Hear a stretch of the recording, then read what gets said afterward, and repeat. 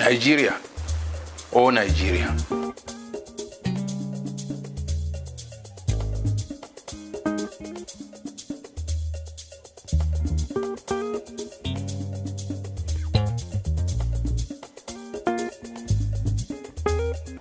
The North and the effect of Janus. This was written on the 1st of March 2021, but there is no change. Nothing has changed, so I am reading it for today.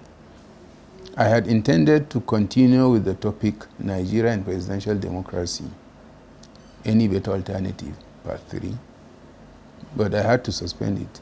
It is more of a proposal for the future. I had to look at what was immediate. Boko Haram, translated to mean Western education is a sin. Its advocates, that's the advocates of Boko Haram, are threatening to overwhelm the North and impose their creed on a docile, perhaps Janus-faced like people. Since kidnapping for ransom became a fad on the Abuja-Kaduna road and in the bushes of the northwestern and central states of Nigeria, I started shouting here that it is a financial drive by Boko Haram. The kidnappers belong to the economic arm. They are only ignorant foot soldiers being used as cannon fodder.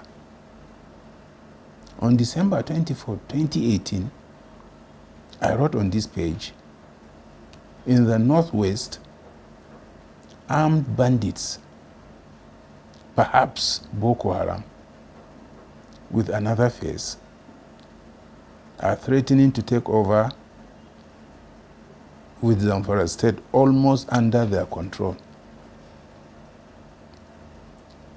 It is under their control, well, almost, because they ransack communities at will, kill, maim, and take as many as they can with them for ransom. The bandits can come to a marriage gathering and just demand the bride-to-be, and she will be handed over to them with thanks. The North Central has become a traveler's nightmare.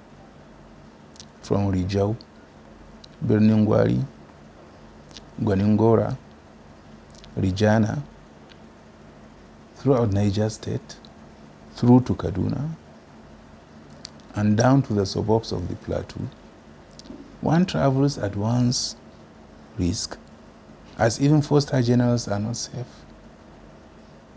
being killed at will. Herdsmen kill every moving object and sack villages, burning everything to ashes. Kidnappers are also having a field day. Are some of them, especially the herdsmen and kidnappers, another face of Boko Haram, getting them the much-needed cash? We wrote this as far back as 2018. It's only now that they are waking up to the fact that these people are Boko Haram. Just now, 4 years after.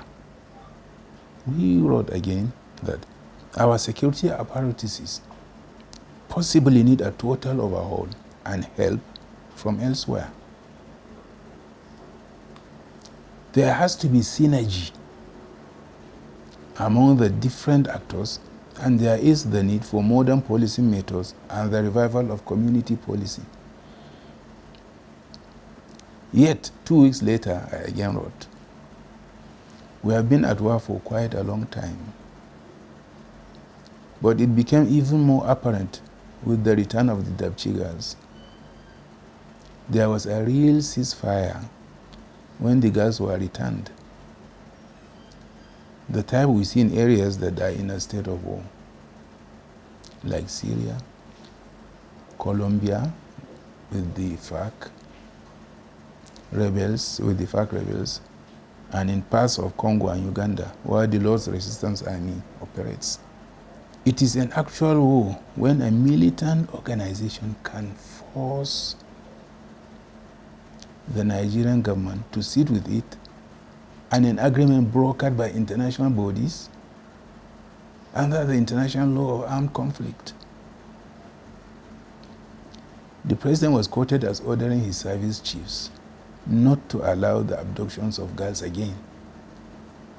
A citizen, in the first place, will expect the president to tell his service chiefs not to allow the abduction of any citizen, not only schoolgirls. All citizens are citizens and want to feel equal before the law or before the eyes of their president. Farmers and voiceless Nigerians are being abducted by those who have declared war on Nigeria. But we have allowed them to play the music while we dance to the tunes. And it is this sort of thinking by governments that makes the militants strong. The ordinary citizen sees them as strong and comes to see that his government cannot protect him. It makes the ordinary citizen lose confidence in the country. Little wonder some abducted Nigerians have switched allegiance while others held the terrorists, as happened in Dabchi, as saviors. Because the people of Dabchi and elsewhere saw the power that should live with their government being exercised by enemies of the state. Even recently, Ansaru, that's Boko Haram, fought off bandits in Birnin Gwari, and the people held them because they came and protected them from bandits. What has happened to our intelligence gathering ability, especially in frontline states like Borno and Yobe, that Boko Haram fighters will gather, strut confidently, and move in convoys, sacking military bases, villages, and towns at will? Now this thing has also escalated to the North Central, Niger State, to Kaduna State, to the Northwest, Katsina, Zamfara. They move about, come out, do operate for hours, and just move back unchallenged. Yet our army cannot confront them without support from the Air Force. The implication is that our soldiers are no match for them. And it is not so. It can't be so. It is quite a wonder how scores of marauders riding motorcycles with sawed-off silencers can leave the bushes, come to towns, operate for hours, and pick hundreds of students or ordinary citizens on the roads, and return to the bushes unchallenged. In the not-so-distant past, our security agencies used to have operatives called stool pigeons. They were the backbone of human intelligence, UMINT. They were the backbone of human intelligence gathering. Our security agencies could deploy them in strategic areas, locations as tailors, shoe shiners, water vendors, farmers, what have you. Now, such UMINT operatives can be scattered across the towns such that the moment insurgents or their economic arm, the bandits, come out, the operation headquarters of our security agencies will be aware. They could be farmers, hunters, villagers, and even others who are all over the place. The way the innocent child sees their father as a superhero who will give it protection is the way the innocent citizen considers his country.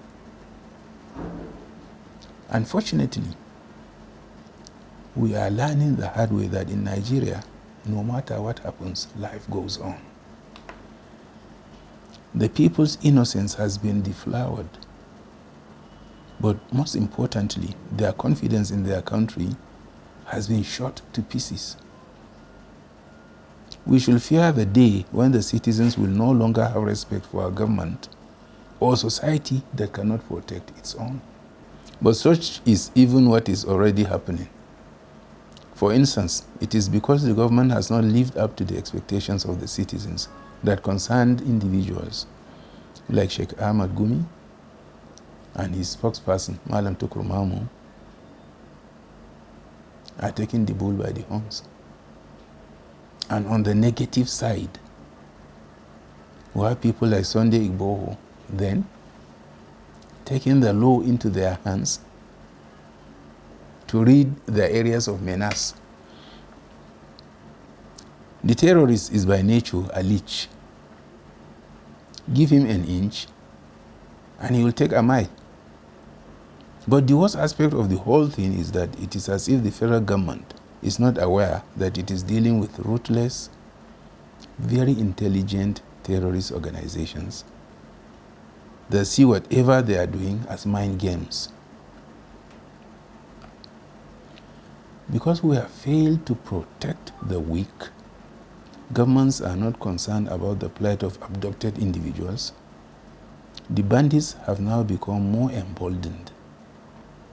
They go for those that the government must talk about. And it is working for them because in doing so, they are forcing the hand of the government to do what they desire, the abolition of Western education. Our schools are no longer the safe havens they used to be. Students and staff live in fear of those who will come and take them unchallenged. The worst is that even if they kill one while doing it, nothing happens. Students have been shot to death in the recent kidnappings. Yet the kidnappers are being thanked for releasing others. Who is to be held accountable for the death of such students? Is there anyone willing or ready to make someone pay for that crime? So the government on its own is now closing down schools. Exactly what the terrorists want. For how long? Not even the government knows. More numbers are now being added to our millions of out-of-school kids who are yet to do anything for or about. What will Boko Haram orchestrated out-of-school children be doing? Any plans by the government for them, or will they be roaming the streets with their minds idle, becoming the devil's workshop? Does that sound like the death knell of education in Nigeria, specifically the North? As long as the government will not bring criminals to justice, as long as we continue treating them, criminals that is, with kids' gloves, so long shall we continue to play into their hands. They see how others were given amnesty and de-radicalized for taking up arms against the state, wreaking havoc on communities and letting blood flow. They see that the worst that can happen to them is condemnation. But condemnations, like rebukes, are meant for those who recognize your authority over them. This class of criminals does not recognize the condemning authorities. Of course, one can understand the dilemma facing the government. On the one hand, there is the need to assuage public outcry and parents' concern, hence the negotiations. On the other, the military and various intelligence agencies are finding it hard to end the menace posed by the insurgents and the bandits who are being fed with enough seed money to recruit, train, and buy more arms. It is a Hobson's choice for the government.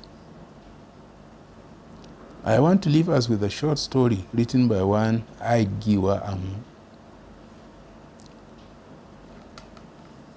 The president was informed. That's how the story, how it started. The information got to him at 11 p.m. on that fateful day. He placed a call to the deputy governor of the state and told him tersely, if by 10 a.m. the next morning, your sons in the Niger Delta do not release the hostages, grass shall not grow in that region for the remaining part of my 4 years presidency. The deputy governor went into the creeks that night to negotiate the release of the hostages. They were released at 9 a.m. the next day. They were Italians, British, and French. That president was Olusegun Obasanjo. That deputy governor was Goodluck Jonathan. Thank you.